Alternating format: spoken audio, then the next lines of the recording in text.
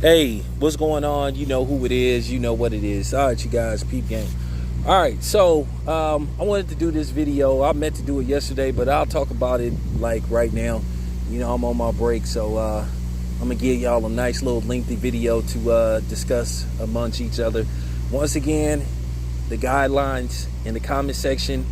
Keep the comments respectful. No disrespect to anybody in the comment section if they have a difference of opinion. No name calling. Act like adults. Any disrespectful comments made on my channel, you will be blocked, your comment removed. And it's just that simple. No super fanboy extremists, none of that stuff. We're going to have adult conversation. We're going to act like adults. You can't follow those rules, then you don't need to be on my channel. You're more than happy to go somewhere else. All right, so with that being said, let's begin. Now, to anybody that's been following my channel, already knows that I'm not a big fan of Jay-Z. I'm not a big fan of Jay-Z, Shawn Carter. I'm not a big fan of Jay-Z the rapper. I'm not a big fan of Jay-Z the person, or should I say Shawn Carter. And then Jay-Z is more Shawn Carter than he is Jay-Z. To me, Jay-Z is just an image, and to me, Jay-Z ain't no real street dude like he pretend to be. He's shown that on many occasions. When it's all said and done, Jay-Z is all about Jay-Z. Jay-Z only looks out for Jay-Z.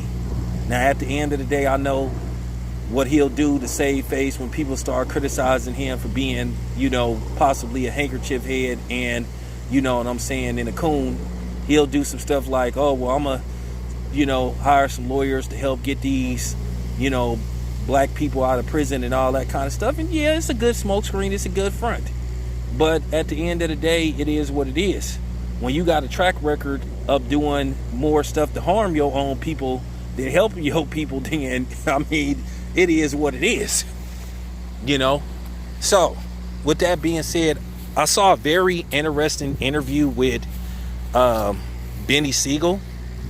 Very interesting interview where, you know, basically he talked about his time with Roc-A-Fella, Jay-Z, and why him and Jay-Z fell out.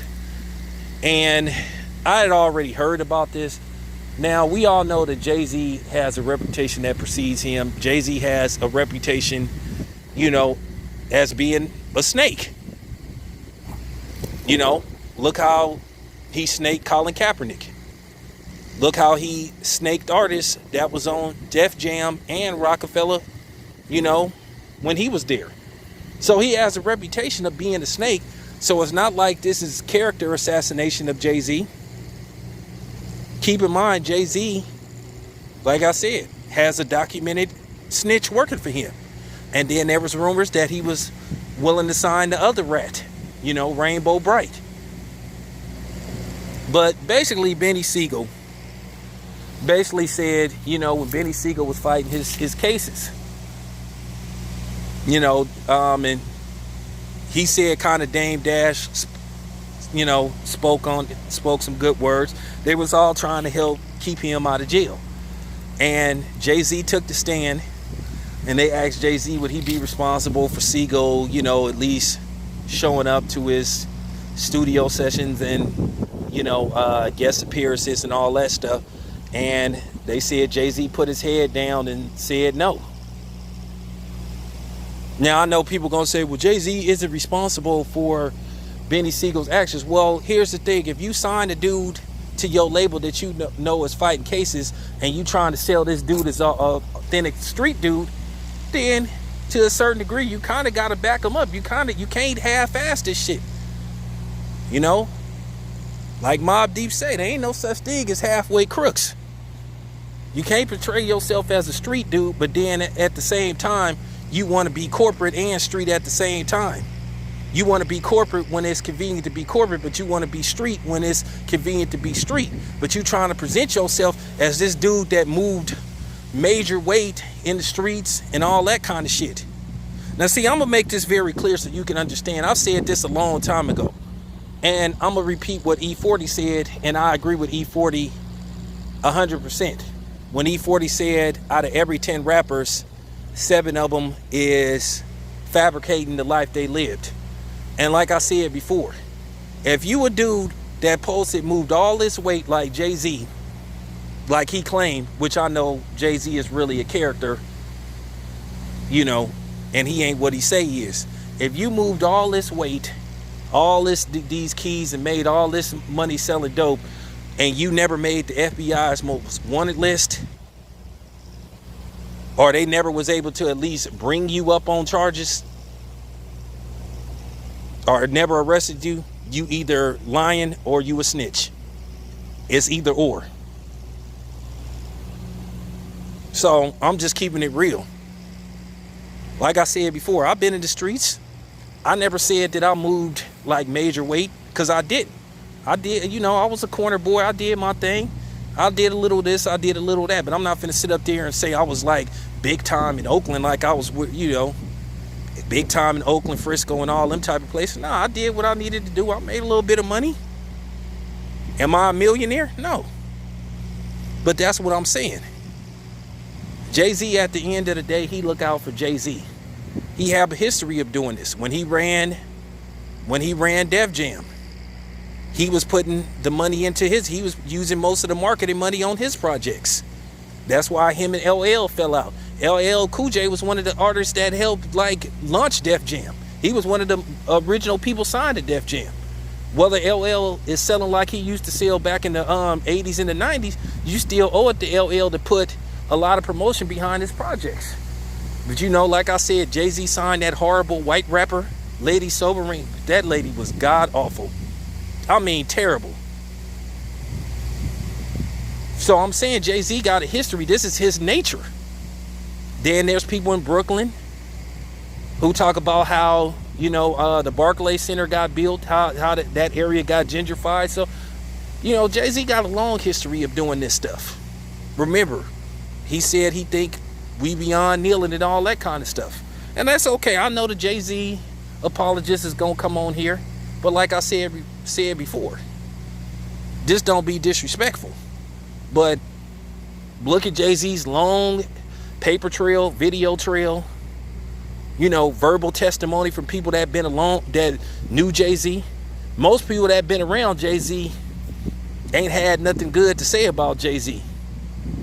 Now, some people gonna say they jealous of Jay-Z and all that shit, and that could be possible, but then sometimes it isn't. You know? Sometimes it isn't. But Jay-Z has a reputation for being a snake. So when I listened to the interview with Beanie Sigel, didn't surprise me. I wasn't appalled. I wasn't like, you know, damn. You know why? Because I wasn't surprised, because I've heard so many things about Jay-Z. And Jay-Z don't owe us an explanation. He doesn't. But at the same time, we have the right to form an opinion of Jay-Z, like I said before. You can form an opinion of me. I don't expect everybody to like my content. I don't expect everybody to agree with me. I've said that on several occasions. You don't have to agree with everything I say, but just don't come on my channel trying to disrespect me. I don't give a fuck who you are. I don't care if you talk to me over the phone. I don't care if you didn't met me in person. Respect my shit. Respect my outlet. That's it. That's all. But yeah, you heard so many things about Beanie Sigel being, you know, pushed to the back burner. Because quite a lot of people thought that Beanie Sigel was an actual better rapper than Jay-Z. You can make that argument, but the problem is we never really got to find out, because there would be no real push behind any Beanie Sigel project. That's just fact. There was never no real push behind anything that Beanie Sigel pushed out. You didn't see him having these city tours. You know, he never got a lot of radio play. You know what I'm saying? If you don't market your project or your artist, well, how do you expect people to get wind of he got a hot album? Sometimes word of mouth don't work. Now, you know, keep in mind, when all this was happening, there wasn't really no YouTube, because this happened in the early 2000s. There wasn't no YouTube and all this stuff. Now you could hear these albums that Beanie Sigel put out, and they was good. But unfortunately, due to lack of marketing and promotion, well, Beanie Sigel didn't sell the type of units that he should have sold. So like I said, this thing with Jay-Z doesn't surprise me because this is Jay-Z's character. This is who he is. You know, I'm not worried about people getting mad. I don't think Jay-Z is a superior lyricist. I think he has catchy bars, but I don't think he's a superior lyricist. And what he said about Tupac and DMX was to a certain degree just hating. Now, if he think he better than Biggie, that's his right. But at the end of the day, to say that DMX and Tupac only appeal to broke street niggas, which once again, that just goes to show you Jay-Z ain't really with the streets. That's uppity coon talk. But it's a lot of dudes like that try to act like they from the streets and they really not, and want to have like a street mentality when at the end of the day they really a nerd or they're a cartoon character. So it's a lot of them dudes on here. But anyway, you know, let me know what you think in the comment section. This your boy Town Biz. I'm out.